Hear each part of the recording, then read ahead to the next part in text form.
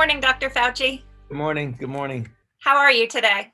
I'm pretty good, thanks. How are you? I'm great. Thank you so much for taking some time to talk with kids about this. They've had a lot of questions, so we really appreciate that. My pleasure. So, a lot of kids, I'll just dive right in here. Okay. A lot of kids have seen you on the news since the COVID-19 pandemic began in early 2020. And you've been studying infectious diseases for a really long time. Can you talk a little bit about what it's been like to have that job during the middle of a pandemic? Well, it's been an extremely interesting journey because there are outbreaks of infectious diseases that have some degree of similarity, that they generally are surprises. You don't expect them, they come out of nowhere, and then they can cause variable degrees of problems. I mean, some are interesting in curiosities that are in foreign lands that don't touch us, like Ebola. We had a big problem with in West Africa and then in the Congo, but we only had a couple of cases here that were easily taken care of. Then there's Zika, which predominantly was in South America because of the mosquito population. And then there are some that really hit you hard right in your own country.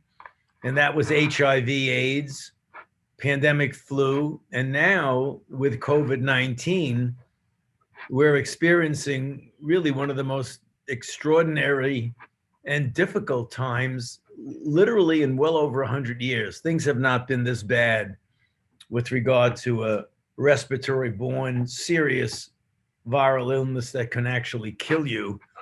That hasn't been this bad since 1918, the pandemic of 1918, which was historic and killed anywhere from 50 to 100 million people in the world at a time when the population of the world was only 1/3 of what it is right now.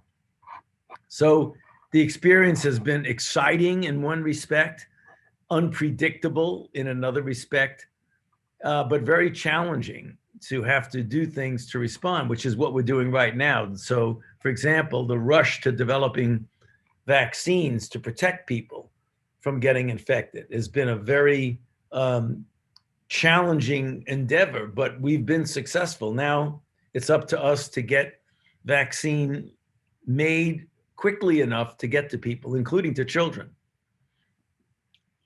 So, for the most part, young people have done, from what I've seen, a really exceptional job keeping one another safe and taking care of one another. The kids that I see in school visits are wearing their masks, they're social distancing, they're washing their hands. And now we have this new tool, as you mentioned, to help fight the spread of COVID-19, vaccines. Can you talk a little bit about how a person fights off a disease and how the COVID-19 vaccine can help with that? How do vaccines work? Well, vaccines kind of mimic natural infection without making you sick.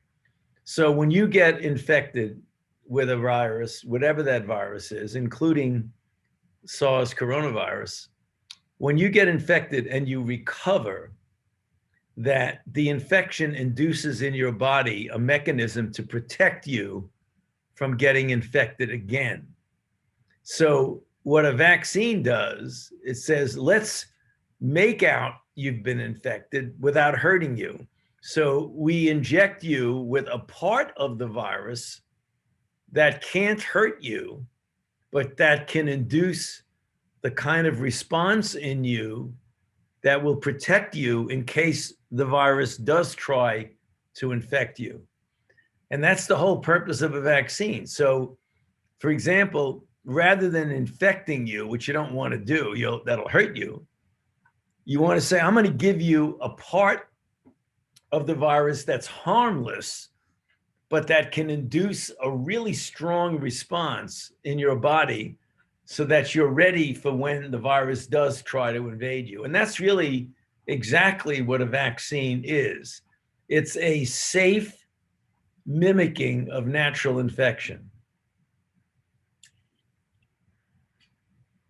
So that is really exciting.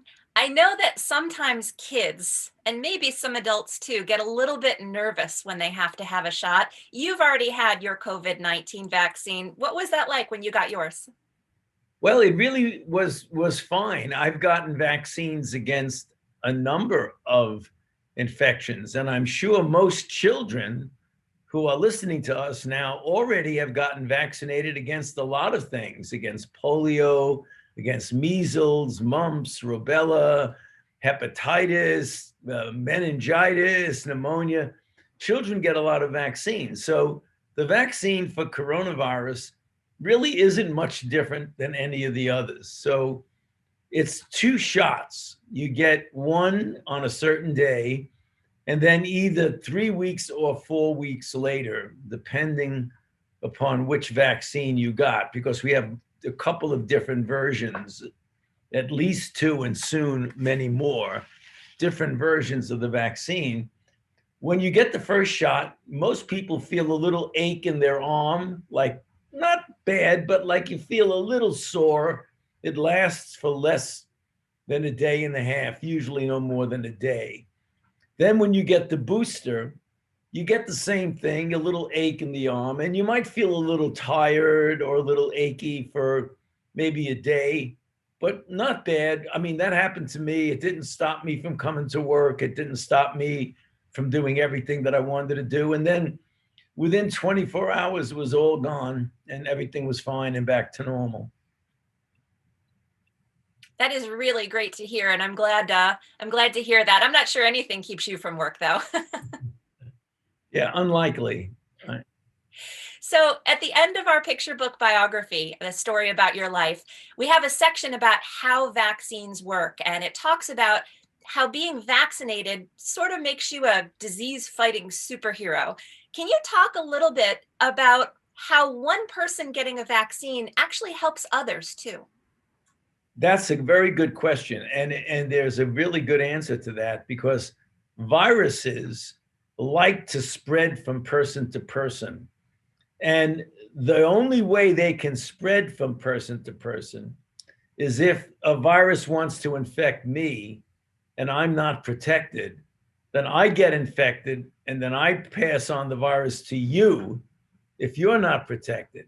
And when you have a whole bunch of unprotected people, the virus has a field day. It just goes around infecting everybody.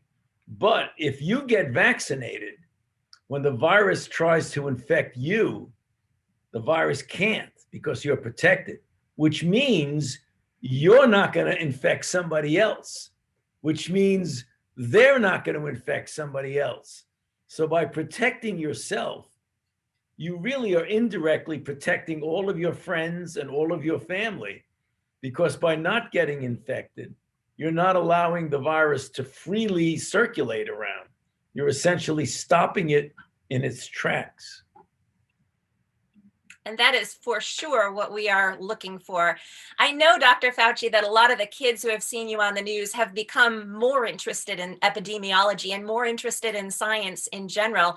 And I bet you've heard from some of them. Is it exciting to see so many young new scientists interested in this field? Oh, very much so. We need new young scientists with brand new ideas. So even though kids think, well, I can't be a scientist because I don't know anything yet. Well, don't worry. If you want to be a scientist and it suits you, you'll learn a lot and you'll probably be able to do some good to help the world against disease. Well, we are looking forward to all those young scientists coming forward. Thank you so much for taking the time to talk with me and with kids today. I really appreciate it. And especially thank you for your work, Dr. Fauci. My pleasure, Kate. So good to be with you. Take care.